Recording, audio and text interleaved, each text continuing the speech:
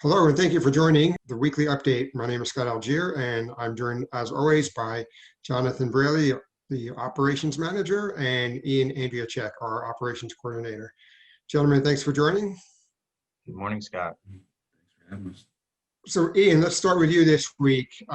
There's been a lot of ransomware in the news this week, probably more than normal. What do you have to say about this?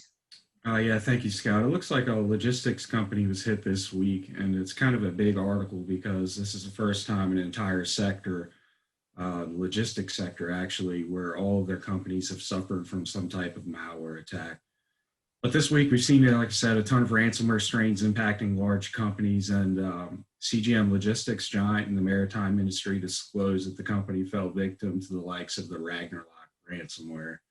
The French carrier was told by the attackers that they only had 2 days to pay for the ransomware's decryption key, and the company is up in ranks with other logistic companies as well, who, like I said, have all been hit by some type of malware, mostly ransomware in the past.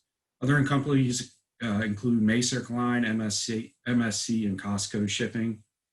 The ransomware note left by the attackers provides instruction how to obtain the decryption key and how to contact threat attackers to resolve the case and ultimately make a deal.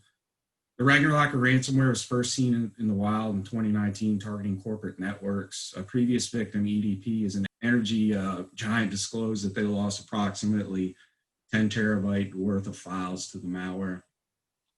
CGM stated that the attack is still currently being investigated and no further information has been disclosed at this time. The company has locations in 160 countries, 755 offices, 759 warehouses, and houses a staff of 110,000 employees. As a result of the attack, the company was forced to take their systems offline to mitigate further damage, and attacks of this capacity typically result in public distrust, loss of revenue, and sometimes business closure if ransomware demands are not met, usually if backups have not been sufficiently maintained.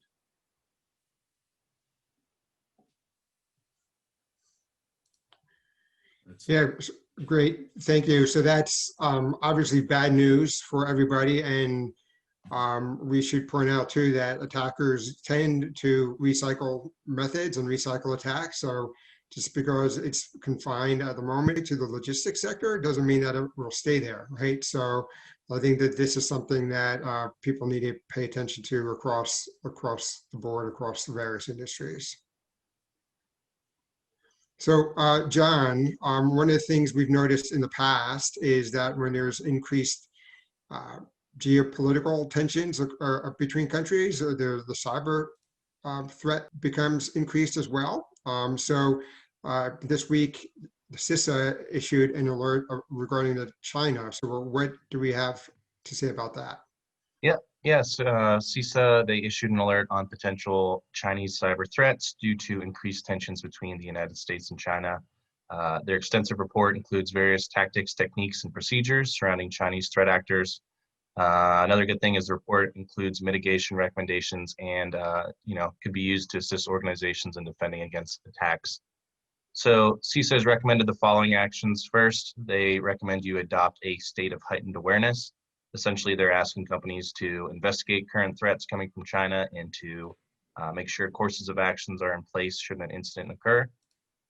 Following up on that request, they also recommend reviewing internal policies to make sure personnel know what to do when an incident occurs, as well as how to monitor and identify malicious activity. Employees should also know how and when to report an incident. Training is essential so that employees understand who they need to contact when malicious activity is discovered. It's too late to come up with a plan after malicious activity has already occurred. So now's a good time to review and exercise your organization's incident response plan. Make sure everybody is on board with processes and knows what their role is during an incident. If you want to learn more about the different tools used by Chinese threat actor groups, be sure to check out the report. There's a ton of details in there.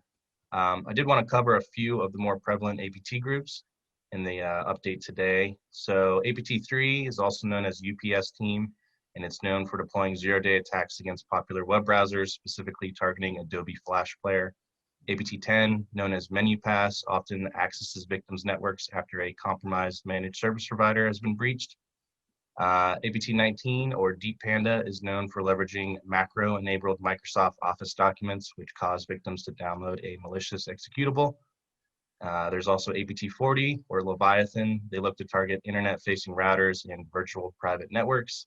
And lastly, there's APT-41, or Double Dragon, and they've recently been leveraging vulnerabilities in Citrix NetScaler, certain Cisco routers, and the Zoho Manage Engine Desktop Center vulnerability. So CISA concludes their alert by highlighting a few mitigations. First, patch systems and equipment promptly and diligently, implement configuration management programs and audit those configurations often, disable unnecessary ports, protocols, and services, enhance monitoring of network and email traffic, and lastly, use protection capabilities to stop malicious activity. Yes, so thanks, John. So a quick follow-up question for you. In the CISA alert, have they identified any particular sectors that might be at more heightened risk, or is this a kind of an across-the-board alert? I think it's across the board, and kind of how I highlighted all these different APTs are all focused on different things. So, China's big thing is stealing intellectual property, and all these groups are using different techniques and targeting different people. So I think it's a pretty wide threat that they're trying to alert about. Great. Well, thank you.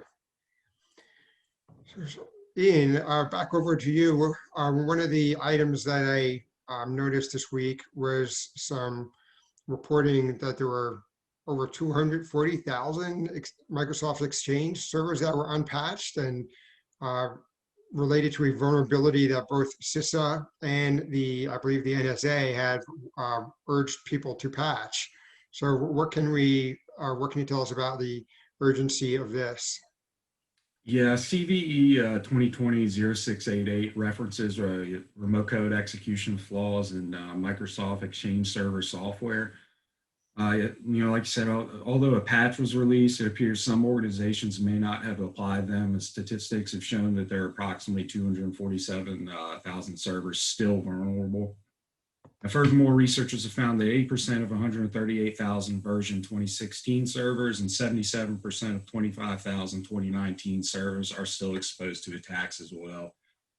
Microsoft recommends that in order to prevent attacks against vulnerable servers, organizations should not only apply the appropriate updates, but also verify the patch was actually installed correctly.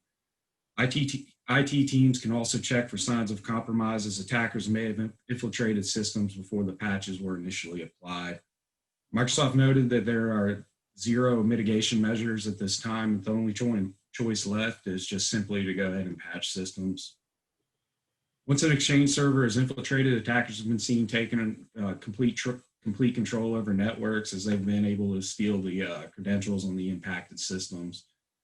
Also released is Microsoft released a graphic chart referencing vulnerable servers to the appropriate security updates, which makes it a little easier for systems administrators to apply the correct patch.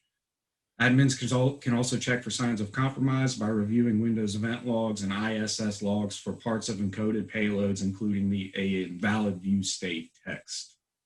So yeah, it's definitely something that we want to go ahead and patch if we're running Microsoft Exchange servers on our infrastructures.